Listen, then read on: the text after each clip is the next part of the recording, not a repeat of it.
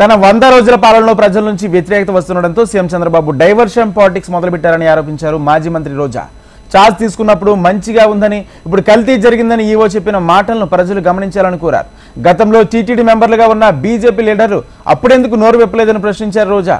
జగన్పై బురద జల్లే ప్రయత్నంలో తిరుమల దేవస్థానం ప్రతిష్టను దిగజారుస్తున్నారంటూ విమర్శించారు. ఈవోగా శ్యామల్ రావు గారు మరి అక్కడికి రావడం జరిగింది.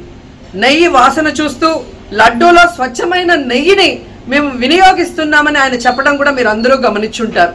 జూలై 6వ తేదీ 12వ తేదీ 2 సార్లు ట్యాంకర్లది టెస్ట్ చేయడం జరిగింది. అందులో వెజిటబుల్ ఫ్యాట్ మిక్స్ అయింది కాబట్టి దాన్ని రిజెక్ట్ చేశాము, దాన్ని వాడలేదు అని శ్యామల్ రావు గారు చెప్పడం మనం అందరం కూడా గమనించాం. అంటే ఈవో గారు తాను జాయిన్ అయినప్పుడు ఏం చెప్పాడు, ఈ రోజు చంద్రబాబు నాయుడు ప్రెషర్ పెట్టాక ఏం చెప్పాడు అనేది భక్తులందరూ కూడా గమనించాల్సిన విషయం.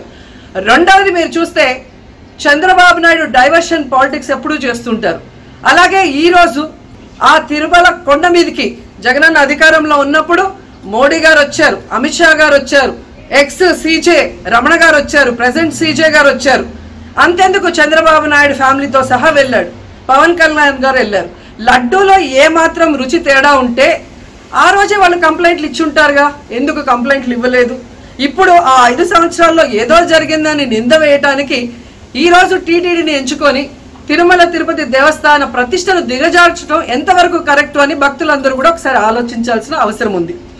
అండ్ మూడోది, ఈ రోజు ఎవరైతే బీజేపీ నాయకులు కూడా మాట్లాడుతున్నారో వాళ్ళని నేను అడుగుతున్నా, ఇదే టీటీడీ బోర్డులో మెంబర్లుగా బీజేపీకి సంబంధించిన వాళ్ళు ఉన్నారు.